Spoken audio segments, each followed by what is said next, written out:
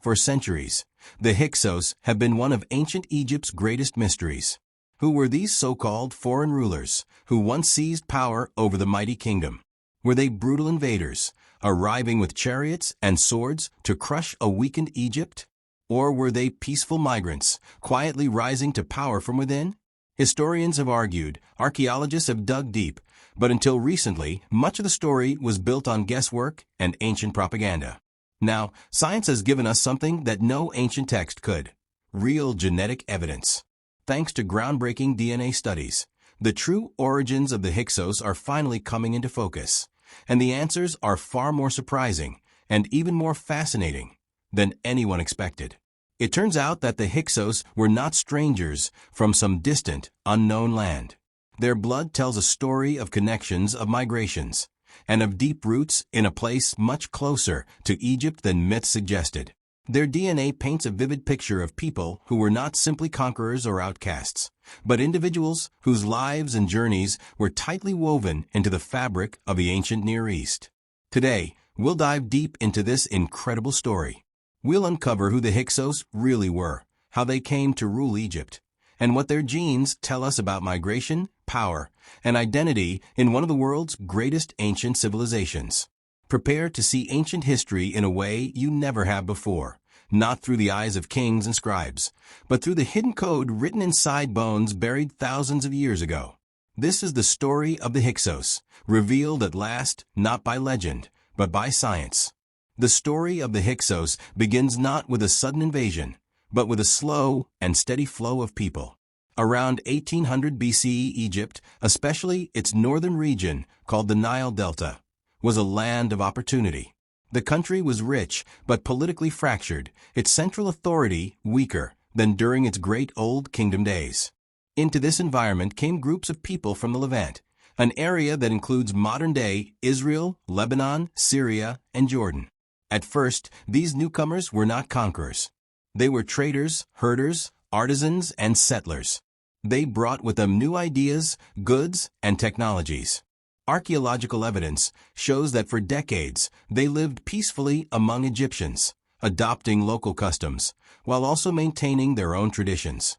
Gradually, as their numbers grew and the Egyptian government struggled, these immigrant communities gained influence. Then, something remarkable happened. Around 1650 BCE, the Hyksos, a term derived from an Egyptian phrase meaning ruler of foreign lands, seized control of the city of Avaris in the eastern delta.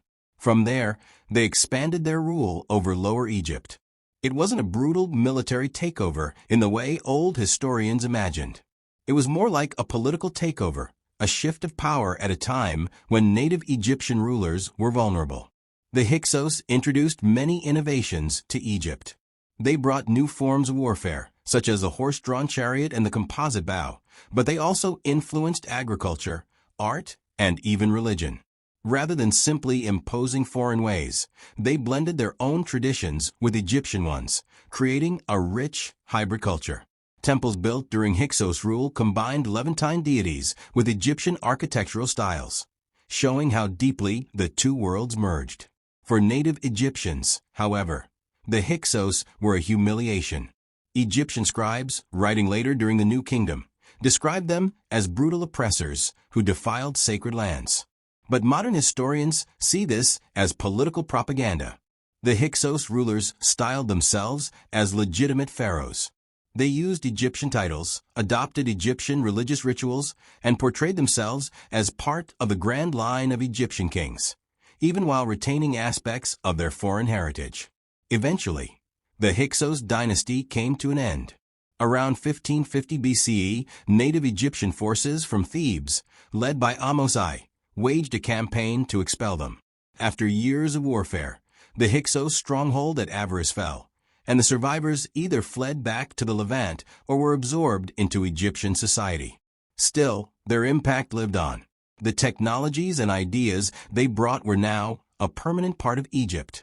In a way, the Hyksos helped propel Egypt into its new kingdom, the most powerful and glorious era in its long history. The rise of the Hyksos was not just a story of foreign takeover. It was a tale of migration, adaptation, and the changing tides of power.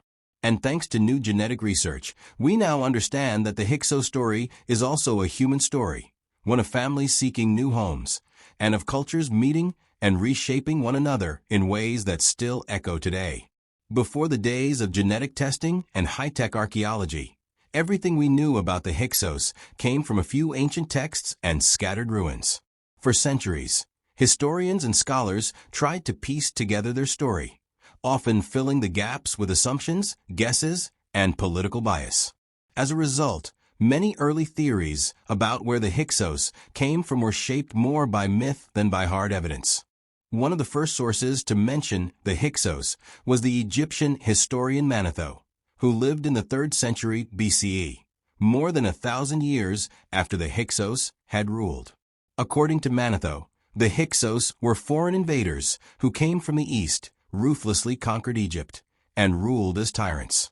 He even described them as a plague on the land, a view that heavily influenced later historians. Based on Manetho's writings, many early scholars assumed the Hyksos were brutal Asiatic warlords, little more than barbarians who temporarily overran a weakened Egypt. In the 19th and early 20th centuries, European Egyptologists expanded on these ideas. Some suggested the Hyksos were Semitic peoples related to ancient Hebrews or Canaanites. Others thought they might be Hurrians or Amorites from Syria or Mesopotamia. Still others speculated they could have been Indo-Europeans, an idea fueled more by racial theories popular at the time than by any real archaeological evidence. What united most of these early theories was the belief that the Hyksos were complete outsiders, aliens to Egyptian culture, language, and traditions. They were often portrayed as violent usurpers who contributed nothing of value and were eventually rightfully expelled by heroic native Egyptians. But even early archaeology started to complicate this picture. Excavations at Avaris, the Hyksos capital, revealed that the city was not built in a sudden burst of conquest. Instead, it grew gradually, layer by layer, with evidence of both Egyptian and Levantine styles blending together. Artifacts showed not only weapons of war, but also objects of daily life, pottery, tools, jewelry, all suggesting a community that had been thriving for generations before the Hyksos rise to power. Despite these hints, the foreign invader narrative remained dominant for much of the 20th century. Part of the reason was political. In times of nationalism, both Egyptians and Europeans found it useful to paint the Hyksos as villains, outsiders who disrupted the natural order. It fit neatly into a story where Egypt, seen as a cradle of civilization, had to be rescued from barbarian chaos. Without scientific proof, early theories about the Hyksos' origins stayed trapped between speculation and ideology. Scholars knew they were probably connected to the Levant, but exactly how, and how deeply, remained a mystery. Were they one people or many? Were they conquerors or refugees? Did they arrive by force or by opportunity? Today, ancient DNA and better archaeological methods are finally giving us clearer answers. And they reveal that the truth about the Hyksos is far richer, more human, and more surprising than early historians ever imagined. For decades, historians debated the origins of the Hyksos, but it wasn't until scientists turned to ancient DNA that real breakthroughs started to happen. And the key to it all? A site called Tel el-Dabei, once known as Avaris, the bustling capital of the Hyksos in Egypt's Nile Delta. Tel el-Dabei had been excavated for years, revealing layers of ruins that hinted at a complex, multicultural city. But archaeology alone could only suggest so much. To truly understand who the Hyksos were, scientists needed to go deeper, into the bones themselves. And that's exactly what they did. Using cutting-edge DNA extraction techniques, researchers managed to recover ancient genetic material from human remains buried at Tel el-Dabei. This was no small task. Egypt's hot, humid climate is notoriously bad for preserving ancient DNA. Yet, against the odds, enough genetic data was salvaged to paint a new, clearer picture of the Hyksos people. The results were eye-opening. The DNA showed that the individuals buried at Tel el-Dabei were genetically distinct from earlier Egyptian populations. Instead of having typical Egyptian genetic signatures, many of them carried clear markers linked to populations from the Levant, the region that includes modern-day Israel, Palestine, Lebanon, Syria, and Jordan. This discovery confirmed what some archaeologists had long suspected. The Hyksos were closely tied to the Near East. But here's the twist. The DNA didn't point to a sudden invasion by an organized army. Instead, it suggested gradual migration. Over time, people from the Levant had moved into the Nile Delta, settled, married into local families, and built thriving communities. In other words, the Hyksos didn't storm Egypt's gates in a violent conquest. They rose to power from within, through migration, integration, and opportunity. What's even more fascinating is the timeline. Genetic shifts at Tel el-Dab'a can be traced well before the Hyksos dynasty officially took over. This means the population changes weren't the result of war or forced occupation, but of peaceful and prolonged human movement.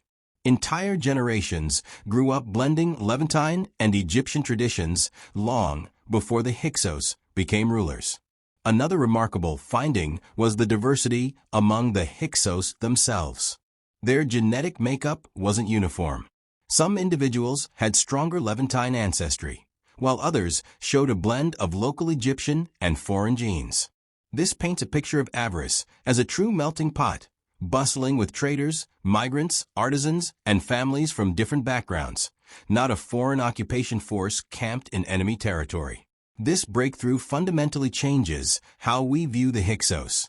They weren't faceless invaders. They were part of the broader human story of migration, adaptation, and community building. They brought new ideas, new technologies, and new cultural practices that left lasting marks on Egypt's history. Thanks to the ancient DNA from Tel el-Dab'a, the Hyksos have finally begun to emerge from the shadows of history, not as villains or invaders, but as complex, human contributors to one of the world's greatest civilizations. With the discovery of Levantine genetic markers in the Hyksos remains, attention naturally turned toward their deeper roots, and all signs pointed straight to the Canaanite world. Long before the Hyksos rose to power in Egypt, Canaanite societies thrived across the eastern Mediterranean, shaping cultures, trade routes, and early civilizations. The genetic connection between the Hyksos and the Canaanites isn't just strong. It's practically a family reunion. Canaanites were not a single, unified empire. They were a network of independent city-states like Tyre, Sidon, Byblos, and Ugarit, all sharing related languages, religions, and lifestyles. These coastal cities and inland towns formed the beating heart of the Bronze Age Levant. And it is among these societies that the genetic and cultural ancestors of the Hyksos first emerged. The DNA extracted from Tel el-Dab'a matched closely with remains found at ancient Canaanite sites. Traits like certain mitochondrial DNA haplogroups, passed from mothers to their children, showed a clear Near Eastern signature, distinct from indigenous Egyptian lines. It wasn't just a handful of individuals either. A large portion of the sampled Hyksos population carried these markers. This genetic continuity strongly suggests that the Hyksos were descendants of Canaanite migrants who had gradually moved west into Egypt's Nile Delta over centuries. But it wasn't only their DNA that spoke of these ties. Archaeology at Tel el-Dab'a has revealed clear material connections as well. Pottery styles, burial customs, weapon designs, and even religious artifacts bear striking similarities to those found in Canaanite regions. Some graves contained goods like Levantine-style dagger blades, scarab amulets with Canaanite motifs, and imported ceramics, all signaling an ongoing connection with their homeland. Even more intriguing is how the Hyksos blended their Canaanite roots with their new Egyptian environment. Rather than clinging rigidly to their old ways or being fully absorbed, they created a hybrid culture. They worshipped Egyptian gods like Seth, but in ways that reflected Canaanite religious practices. Their art and architecture combined Egyptian forms with Near Eastern aesthetics, producing a style uniquely their own. This blending was not accidental. It reflects a conscious negotiation of identity. Living in Egypt, yet remembering their ancestral homeland, the Hyksos carried their Canaanite heritage forward while adapting to the rich traditions around them. It's a story as old as human history: migration, adaptation, and cultural fusion. What the genetic and archaeological evidence shows is that the Hyksos were deeply intertwined with the Canaanite world, culturally, biologically, and spiritually. Their rise in Egypt wasn't an isolated event. It was part of a much larger pattern of movement and cultural exchange that spanned centuries and continents. By understanding their Canaanite connections, we move past the old view of the Hyksos as foreign usurpers. Instead, we see them as the product of generations of journeys, individuals rooted in both the desert sands of Canaan and the fertile waters of the Nile. Their story is not about invasion. It's about belonging, transformation, and the timeless human drive to seek new opportunities across distant horizons. When the Hyksos first arrived in Egypt's Nile Delta, they didn't just settle quietly. Over time, they transformed Egyptian civilization in ways that would echo through history. Although they ruled for only a century or two, their impact far outweighed their time on the throne. In fact, many of the changes they introduced became permanent features of Egyptian life, reshaping the country's military, technology, economy, and even ideas about power itself. Perhaps the most dramatic change was in military innovation.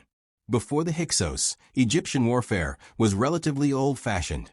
Basic infantry formations, simple bows, and hand-to-hand combat. The Hyksos, drawing on techniques from the Near East, introduced new tools of war, most famously the horse-drawn chariot. Swift, powerful, and highly mobile, the chariot completely redefined battlefield tactics. Alongside the chariot came improvements like the composite bow, a far stronger weapon than the traditional simple bow, and more advanced metal weaponry made from bronze. These technologies didn't disappear after the Hyksos fell. They were adopted by the Egyptians and became essential to the military successes of later pharaohs like Thutmose III and Ramses II. But the Hyksos' influence wasn't limited to war. They also made lasting changes in trade and economy.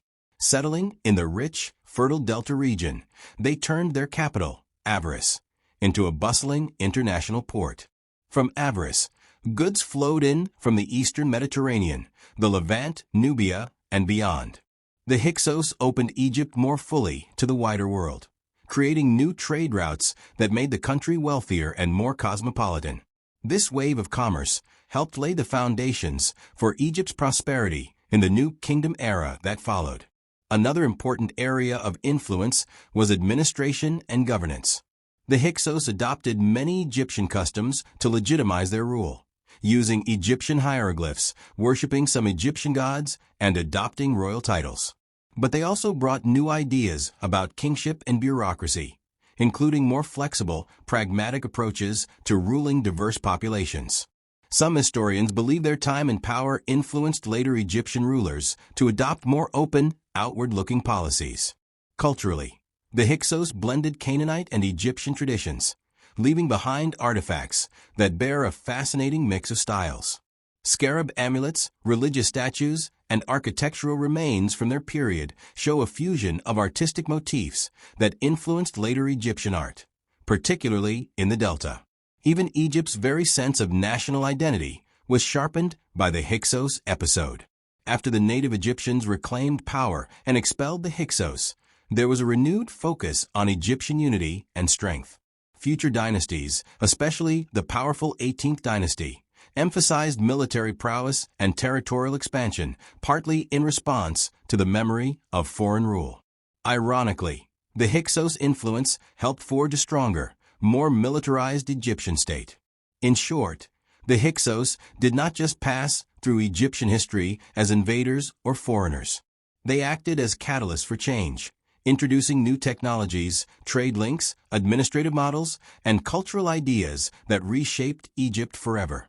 Their story reminds us that history's greatest transformations often come from unexpected sources, and that the blending of cultures can create something even stronger than what existed before. The story of the Hyksos forces us to rethink what foreign really meant in ancient Egypt. For centuries, historians, following the ancient Egyptian narratives themselves, painted the Hyksos as hostile outsiders, invaders who brought chaos and disruption. But modern research, especially genetics, archaeology, and a closer reading of ancient texts, reveals a much more complex, nuanced picture. First, it's important to understand that Egypt, even before the Hyksos, was never truly isolated. It was part of a larger network of people stretching across the eastern Mediterranean, the Levant, and even parts of Mesopotamia. Trade, migration, and cultural exchange were constant realities. Foreigners lived, worked, and even held important positions within Egyptian society long before the Hyksos rose to power. So when a Canaanite descended dynasty eventually seized control of the delta, it wasn't an invasion in the traditional sense. It was more like a gradual shift of influence among communities already deeply embedded in Egypt. The idea of the Hyksos as totally alien rulers was, to a large extent, political propaganda. After their expulsion, native Egyptian rulers had every reason to frame their victory as a triumph of pure Egyptian civilization over foreign corruption. This narrative helped solidify national identity and justify future military campaigns.